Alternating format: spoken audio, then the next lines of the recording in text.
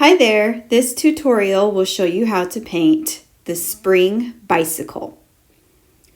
I'm doing this on an 11-inch by 14-inch canvas, and I have my palette loaded with Payne's Gray and Titanium White. I'm also using a 3/4 inch flat wash brush. Load your brush in the white and the corner in Payne's Gray. So you have mostly white and a little bit of Payne's Gray on your brush.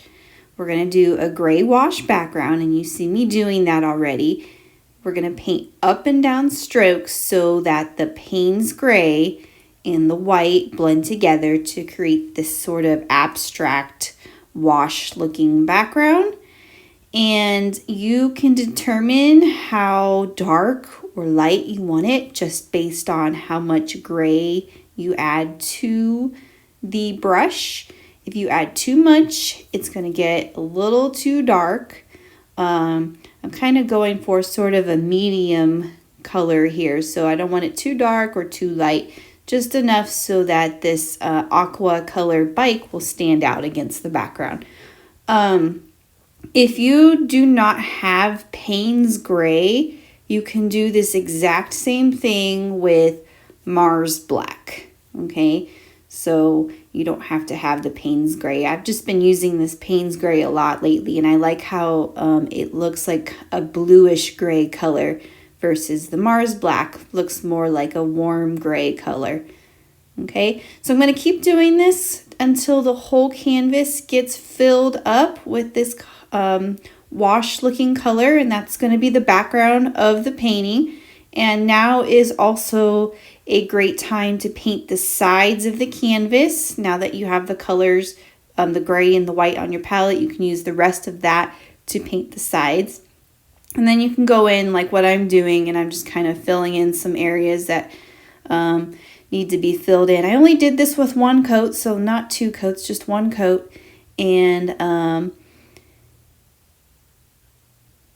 just keep filling the canvas up until you have vertical strokes, this gray wash looking background. It's super easy to do, and it makes for a very beautiful, simple background. So I'm going to go ahead and do the sides with the colors that I still have on my canvas, or on my palette. And I'm doing that with both the Payne's Gray and the white, and I'm painting the sides of the canvas. When you are done with this background, you will need to let it dry. So take an hour break or get a hair dryer and dry it, because the next step is going to be drawing the bicycle on the canvas. And this video does not show me drying the painting. It just goes to this scene right here with the traceable, the bicycle. So this is my traceable. It can be printed on 2 standard size computer papers taped together, and the little top part is labeled, and it fits perfectly on the 11 by 14 canvas. I also have this size in an 8 by 10, and you can always change it to the size that you need. So what you see me doing is tracing it with a sheet of graphite paper underneath, and the graphite paper is shiny side down, and the pressure of my pencil is allowing the drawing to transfer to the canvas. You want to press pretty firmly, especially since the background is already gray and the graphite is gray. So you want it to show up and press a little bit more firm than you're used to.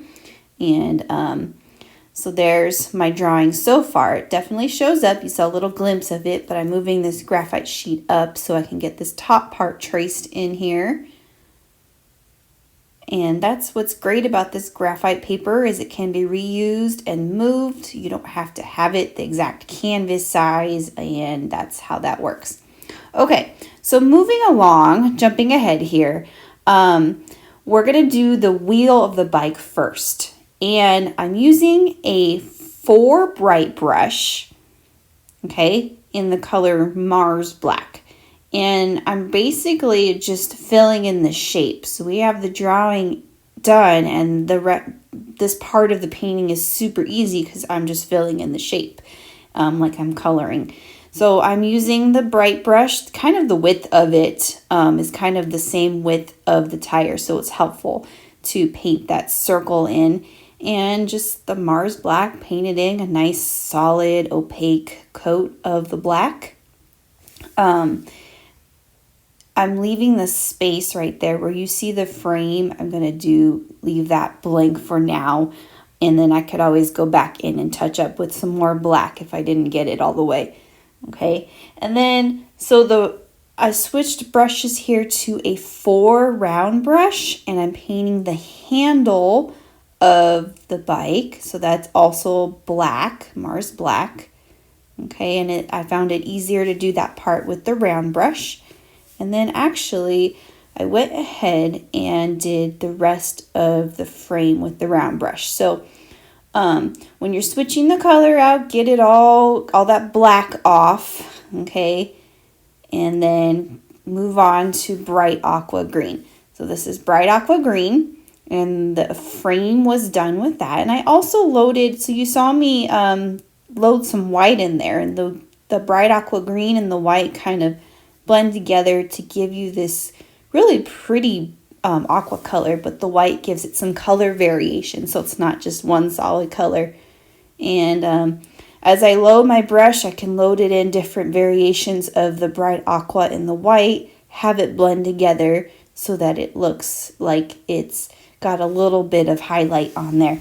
And I'm going to do some purposeful highlight later, but right now I'm just filling it in. So the shape, I'm just painting that shape in of the frame, getting it all nice and filled in. I don't want to see any of those graphite drawing lines, so I want to make sure I kind of paint over that line a little bit so it doesn't show up. If you used actual graphite paper, I'm not sure if this works with carbon paper, but graphite paper does erase because it's graphite. Pencil is graphite and that erases, and I find that this graphite paper does erase with an eraser. So if you have any of those lines still showing through at the end of a painting, you can get an eraser and go over it. But I just like to make sure that I paint over the lines and not have them show through. Sometimes they'll still kind of show through, it's not really that noticeable. Okay, so I did the part of the frame around the wheel, the middle part of the wheel as well, and I'm just going to add a little bit more white to this area right here. And in fact, I'm going to take that white and do a little bit of highlighting, just letting that white blend with that turquoise, gives it that brighter look. That's all I did there. And this is the top part of the wheel. I can't think of what the part is called right now, but the teal part that's kind of hugging the top part of the wheel, I'm painting that in as well. Okay, and then you can see there's still a little bit of a gap right there where the wheel is. I can always go back with more black and fill that in. And I'm going to do that right now. Just rinse my brush off nice, get all that teal off, and then get in there and fill in the black, the rest of the black. Okay, and understand that my videos go a little bit fast sometimes just because of how video works, but press pause when you need to, and don't paint this fast because I don't really paint this fast. It's actually sped up for the purposes of this video. So press pause when you need to.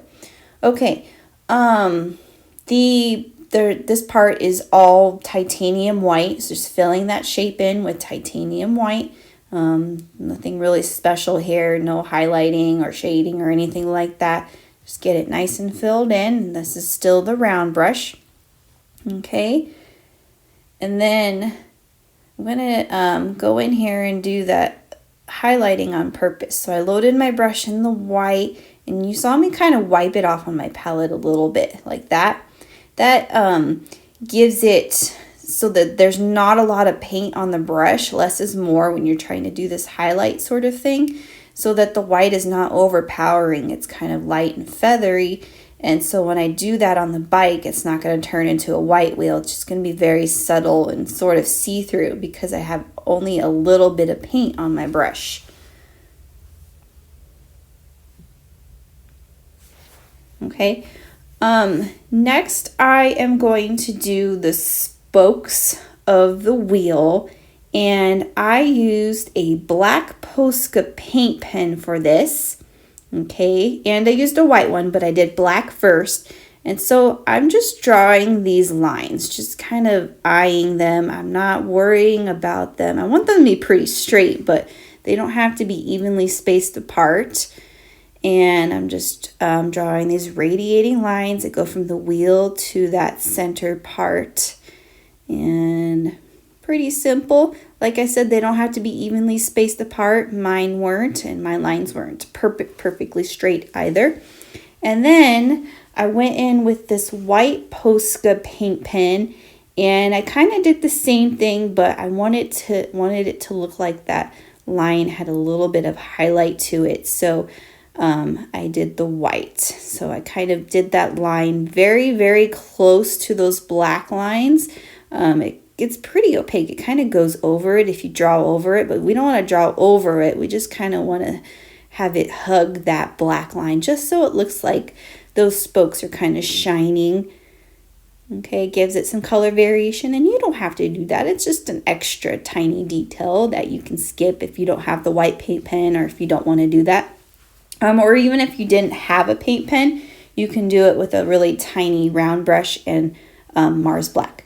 So also I did the lines of the basket. So those lines that are holding the basket, I did that with the paint pen as well. Okay, so this part was like my favorite part of the painting because I think this is so cool, how it makes it look like a basket weave. So I have the 4 bright brush and burnt umber and titanium white. It's loaded in both of those, and you see me doing these little strokes, and I'm doing a pattern here: horizontal, vertical, horizontal, vertical. And when I reload, I can do different variations of the white. Maybe when I reload, I'll have a little bit more white on it that time. And with the color variation, that's how you get the texture of the basket, how the brown and the white mix together. So you can continue the vertical, horizontal, and horizontal all the way across in rows, and I'm working my way up. And so right here, I'm just starting in the middle. You don't actually have to start at the beginning right here, but just filling it in with these sort of vertical, horizontal, cross-hatching strokes. And they slightly, I guess the strokes are slightly overlapping each other a bit so that none of the background is still showing through. There's a little bit of little pieces showing through, but it's not a big deal. But it's really cool how that just one stroke creates the effect. And just fill in that entire shape with the little vertical, horizontal, and it doesn't have to be perfect. If there's a horizontal on top of a horizontal, or if you accidentally did 2 horizontal strokes in a row, that's fine. Just repeat the pattern and you'll get a nice looking basket looking texture. Okay, so that's super easy and fun. And then what I did was I ended up outlining this shape with the round brush just to get it nice and finished. So, and that the graphite lines especially, I wanted to outline those to make sure that they weren't still showing. So I just did the burnt umber. This is the 4 round brush, and all I'm doing is outlining it. And if you need to go in and fill in little areas that are still showing through, you can do that with the round brush. There might be a few little dots to fill in, but for the most part, that is how we do the basket. So super easy. Okay.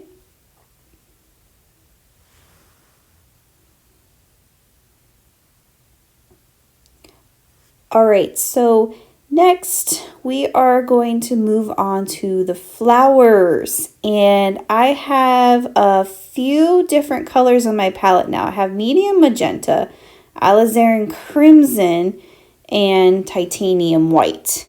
So we're going to take this 4 round brush and start with the darkest color, which is the alizarin crimson, the red essentially. And I'm just going to paint this little sort of comma sort of thing, and then I'm going to paint these little C strokes that go around that center part. And then I grabbed some white in there, and as I work my way out, I'm just painting little C strokes that are sort of forming this rose, and I keep working my way out, painting little C strokes around the initial one, kind of like you're spiraling outwards. And then to get the petals to look like they're different or lighter, you load your brush in the white and continue to paint the C stroke outwards until you have something that looks sort of like a rose. We're not trying to make it look realistic or anything, because I mean that would be silly. Our bicycle doesn't look realistic. It looks like a bike, but it's not realism. So our flowers are kind of being in the same sort of general illustrative look. Okay, so I'm going to do it again with this one, and again you start in the middle with the dark color, and then you work your way out painting C strokes that go outwards in a spiral sort of motion. And as you get your way to the outer part of the rose, you would want the petals to be lighter, so you load it in more of the pink and the white. Then you can go back in and kind of go over some of your strokes. I keep calling them C strokes. I guess they're not like the letter C technically, but they're curved. So you can see how I started that one with the red in the middle and load it in with the pink. Okay, and keep going outwards with it. And I'm not really using all the bristles on my round brush. I'm only using pretty much the tip of it, maybe some of the middle part of it, but not the whole thing. So I'm not pressing all the way down on my brush. I'm only using the tip of it. Okay, and again, you just want to make sure that your center part is darker than the outer part. Okay, and then I'm going to do it again right here and work my way outwards. I guess I'm pressing kind of firm at first and letting go after I do the stroke. And then do your magenta, add in some white. And the white really helps make it stand out a little bit, because this rose is overlapping two other roses and the white is letting it look like it's on top of the other two, or overlapping the other two. So I did 5 roses in here. You can do more, but I just settled for 5. And you can make them different shapes if you'd like. I guess mine just kind of all ended up being the same size. Okay.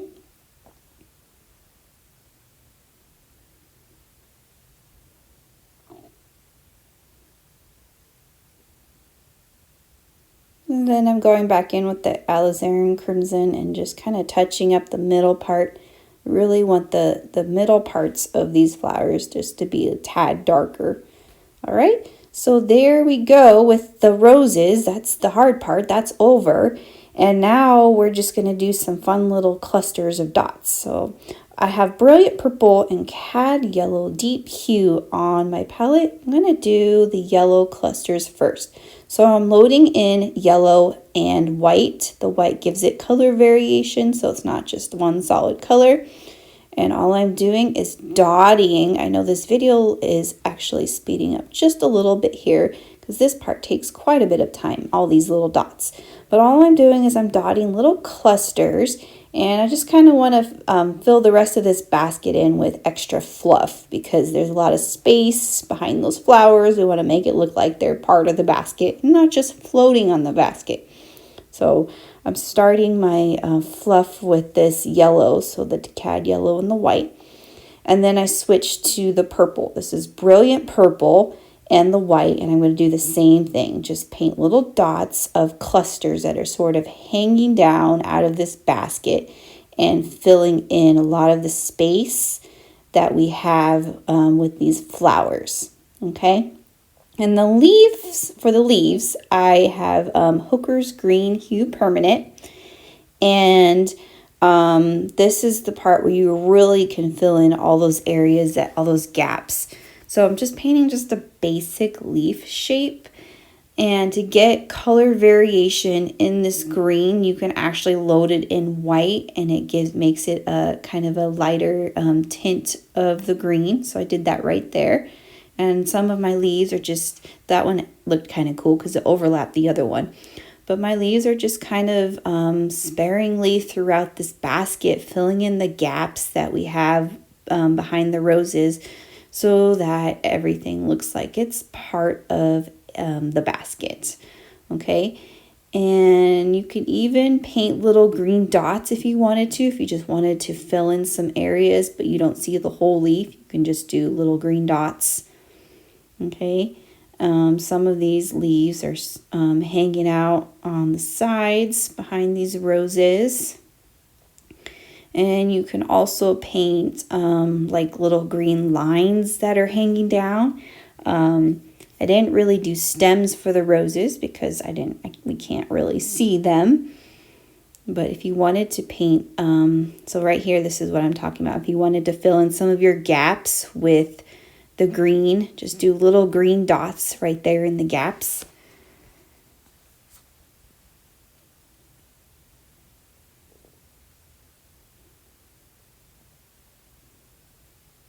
And then here we go. This is what I was talking about. If you want some green sort of stem things hanging down from the basket, you can do that as well.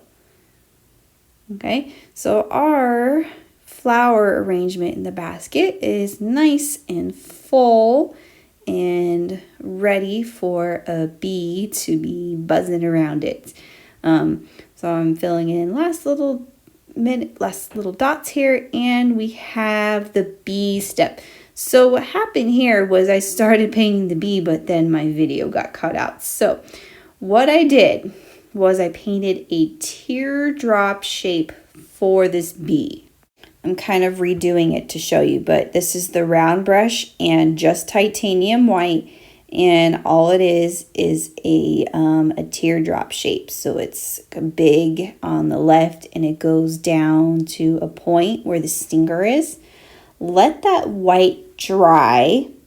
Okay, let it dry, and then go in with Mars Black and paint the stripes and the stinger. So right now I'm painting the stinger area. Okay, and then I have the stripe right here in the middle. I did one more stripe. Okay, and then I did the head black. So there's the stinger, the two stripes, and then I did the head black. Okay, keep in mind that this is a little piece of the whole piece of the painting, so don't get frustrated if your bee doesn't look like a real bee. It's part of the painting, but it's not the whole painting.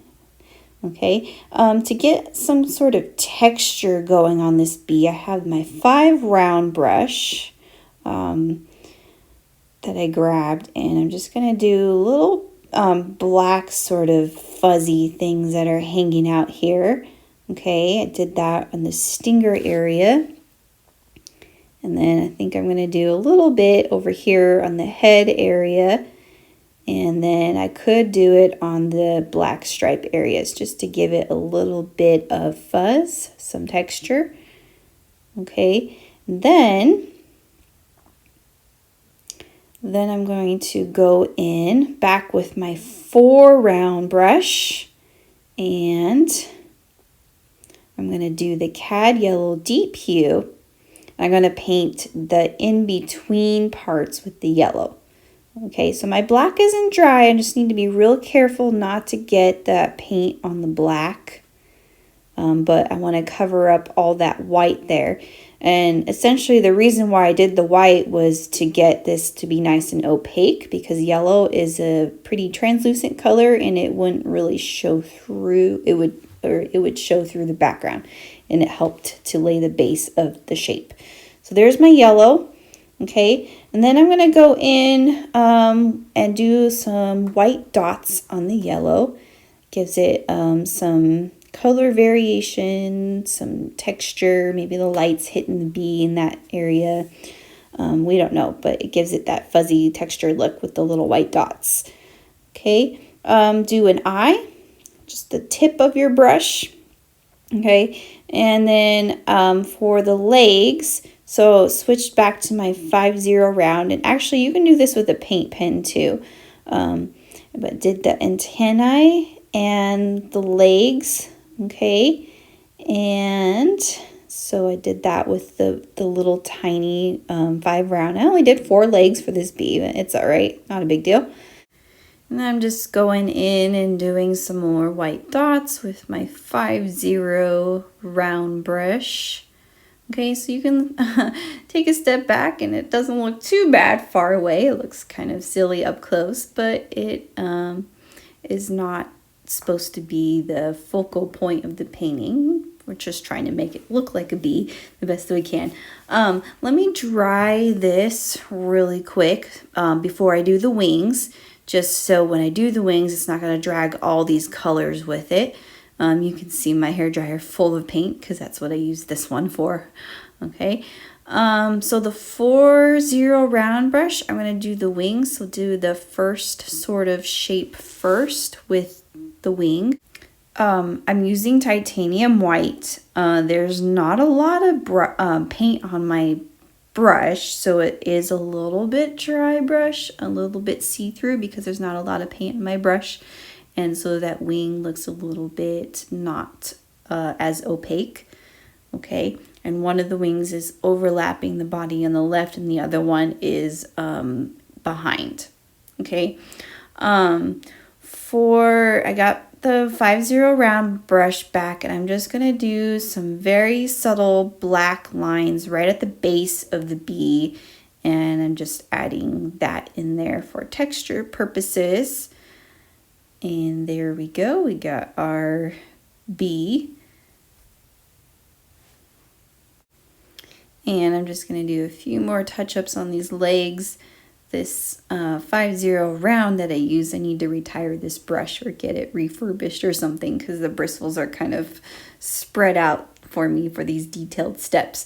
But I think it looks all right.